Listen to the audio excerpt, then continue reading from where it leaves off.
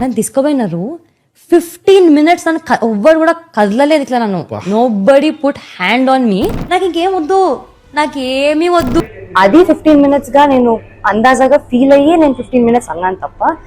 ఒకవైపు గోవింద గోవింద నామస్మరణంతో పాటు కాత్యాయని భోంచేసావని వెనుక ఉన్న వాళ్ళు అరుస్తూ ఉంటే బిల్డప్ ఇచ్చుకోవడం కోసం ఆమె చేసినట్టు ఒక ప్రయత్నం.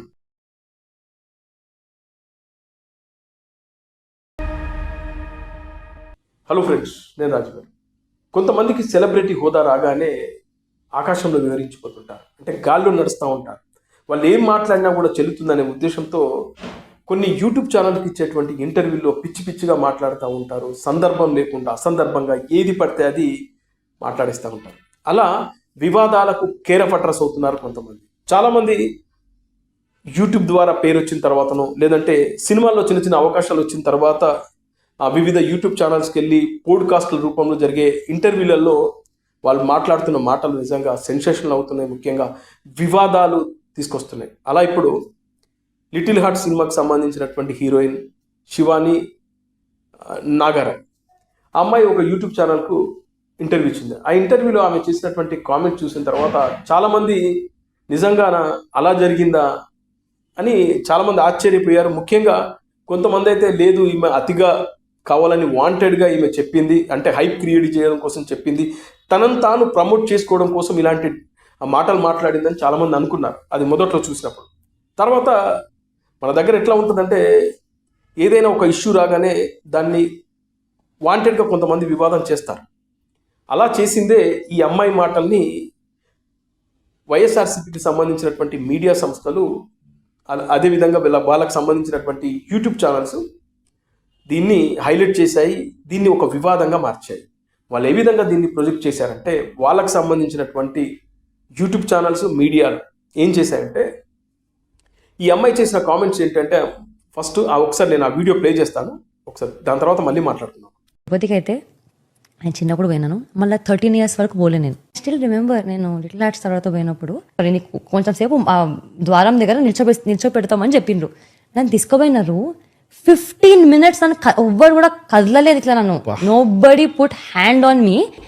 ఇక్కడ నుంచి గోవిందా గోవిందా అంటుండ్రు, ఇక్కడ నుంచి కాత్యాయని భోజనం చేసావా నాకది. ఐ వాజ్ లైక్, నాకు ఇంకేం వద్దు, నాకేమీ వద్దు. ఇది అమ్మాయి చేసిన కామెంట్స్. ఆమె ఏముంది, నేను శ్రీవాణి టికెట్స్ తీసుకొని తిరుమలలో దర్శనానికి వెళ్ళాను, అక్కడ 15 నిమిషాల పాటు నన్ను ఎవరు టచ్ చేయలేదు. ఒకవైపు గోవింద గోవింద నామస్మరణంతో పాటు కాత్యాయని భోంచేసావని వెనుక ఉన్న వాళ్ళు అరుస్తూ ఉంటే నాకు చాలా హై అనిపించింది అని చెప్పి ఆమె చాలా ఎగ్జైట్ అయ్యి ఆ ఇంటర్వ్యూలో చెప్పింది. వాస్తవానికి ఇది పచ్చి అబద్ధం. ఆమె వాంటెడ్గా తనను తాను ప్రొజెక్ట్ చేసుకోవడానికి చేసినటువంటి ఒక ప్రయత్నం అంతే. అక్కడ తిరుమల తిరుపతి దేవస్థానంలో ముఖ్యంగా స్వామివారి ఆలయంలో 15 నిమిషాల పాటు ఎవరిని నిలబెట్టరు, అది జరగని పని, అది ఇంపాసిబుల్. కావాలని ఆ అమ్మాయి ఒక అబద్ధం చెప్పింది, తనను తాను అలా ప్రొజెక్ట్ చేసుకుంది. అయితే ఈ వెంటనే వైఎస్ఆర్సీపీ వాళ్ళు ఏం చేశారు, దీన్ని హైలైట్ చేయడం మొదలుపెట్టారు.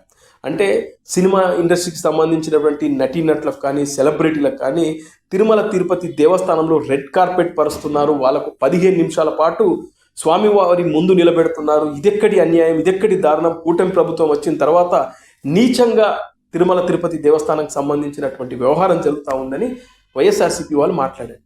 వాస్తవానికి తిరుమల తిరుపతి దేవస్థానానికి సంబంధించినటువంటి పవిత్రతను చెడగొట్టిందే వైఎస్ఆర్సీపీ అధికారంలోకి వచ్చిన తర్వాత అనేది అందరికీ అర్థమైపోతుంది. ఎందుకంటే మీ అందరికీ తెలిసిందే, లడ్డుల ఇష్యూ ఒకటే కాదు, చాలా జరిగాయి.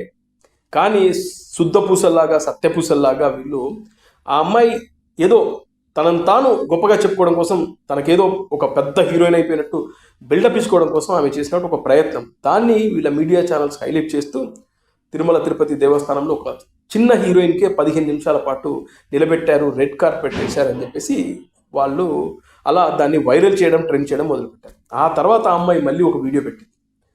ఆ వీడియోలో మళ్ళీ ఏముందంటే, నేను 15 నిమిషాల పాటు అనేది నేనేదో పొరపాటున అలా మాట్లాడాను, అలా కాదు, నేను శ్రీవాణి దర్శనం టికెట్ తీసుకొని నేను వెళ్ళాను, జస్ట్ 5 seconds 10 seconds లోపే నన్ను పంపించేశారని చెప్పి మళ్ళీ ఒక వీడియో పెట్టింది. అది కూడా ప్లే చేస్తాను, చూడండి. అందరికీ నమస్కారం, నా పేరు శివాని నాగరం. యూట్యూబ్లో ఒక ప్రైవేట్ ఛానల్లో ఒక ఇంటర్వ్యూ జరగడం జరిగింది, ఒక పాడ్కాస్ట్లో. అందులో తిరుపతి గురించి నేను మాట్లాడడం జరిగింది. 15 minutes దర్శనం అది కొంచెం హైలైట్ అవుతుంది. దానికి నేను క్లారిటీ ఇవ్వడానికి ఈ వీడియో చేస్తున్నాను.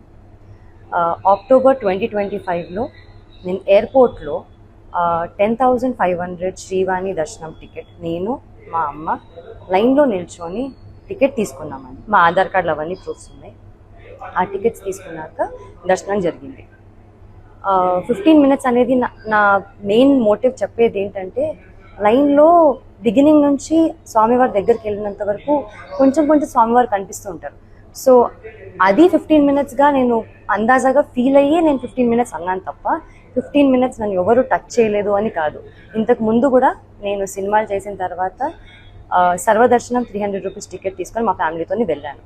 అప్పుడు జస్ట్ 5 seconds 3 seconds హార్డ్లీ స్వామివారిని చూడడం జరిగింది. నా లైఫ్లో ఫస్ట్ టైం 13 years తర్వాత స్వామివారిని అంత దగ్గరగా చూడడం జరిగింది. అది నేను చాలా హ్యాపీగా ఫీల్ అయ్యి ఎక్సైట్మెంట్తో చాలా జెన్యూన్గా షేర్ చేసుకున్న ఎక్స్పీరియన్స్ అంతే. అది కొంచెం మిస్లీడింగ్గా వెళ్తుందండి. నేనే కాదు, నాకు స్పెషల్ ట్రీట్మెంట్ నేను ఒక్కదానే కాదు, మీలో ఎవ్వరు కూడా ఎప్పుడైనా కానీ శ్రీవాణి దర్శనం టికెట్ తీసుకొని వెళ్తే ఖచ్చితంగా స్వామివారి దర్శనం దగ్గరగా చాలా మంచిగా జరుగుతుంది. మీరు కూడా నేనేం ఎక్స్పీరియన్స్ చేశాను అంతే హ్యాపీగా మీరు ఎక్స్పీరియన్స్ చేస్తారు. నాకు దీనిపైన క్లారిటీ ఇవ్వాలి అని నాకు బాధ్యతగా నాకు ఇవ్వాలనిపించింది. దీంట్లో ఆమె క్లారిటీ ఇచ్చే ప్రయత్నం చేశారు. నా వైపున పొరపాటు జరిగింది, నేనేదో ఎగ్జైట్ అయిపోయి చెప్పాను, కానీ నా 15 నిమిషాల పాటు జరగలేదు, నన్ను క్షమించండి, నేను ఇది అన్నెసరీ జరిగిన వ్యవహారం అని చెప్పి ఆ అమ్మాయి చెప్పింది. అంటే ఇక్కడ ఒక సెలబ్రిటీ హోదా వచ్చిన తర్వాత చాలా చాలా జాగ్రత్తగా ఉండాలనేది అందరూ చెప్తున్న మాట. సినిమాలకు సంబంధించినటువంటి ప్రీ రిలీజ్ ఈవెంట్లో కానీ, ఆడియో ఫంక్షన్స్లో కానీ, ఏదైనా సక్సెస్ మీట్లో కానీ, లేదంటే వీళ్ళకు ఒక పేరు రాగానే ఎవరైనా యూట్యూబ్ ఛానల్స్కి వెళ్ళి ఇంటర్వ్యూ అడిగినప్పుడు వాళ్ళకి ఇస్తున్నప్పుడు వాళ్ళు మాట్లాడే మాటలు ఇలా హైలో ఉంటాయి.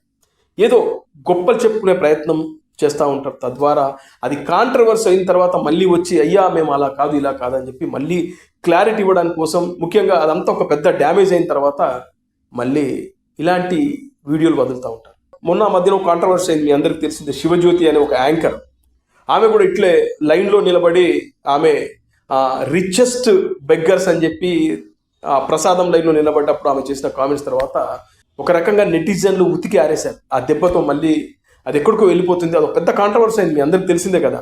మళ్ళీ ఓ వీడియో పెట్టి నన్ను క్షమించండి, నా ఉద్దేశం అది కాదు, అది ఇది అని చెప్పి ఆమె మళ్ళీ జనాలను రిక్వెస్ట్ చేసుకుంది. అట్లాగే ఈఎంఐ కూడా అదే పరిస్థితి. అందుకే ఒక పేరు వచ్చిన తర్వాత కళ్ళు నెత్తికెక్కకుండా జాగ్రత్తగా వ్యవహరించాలి.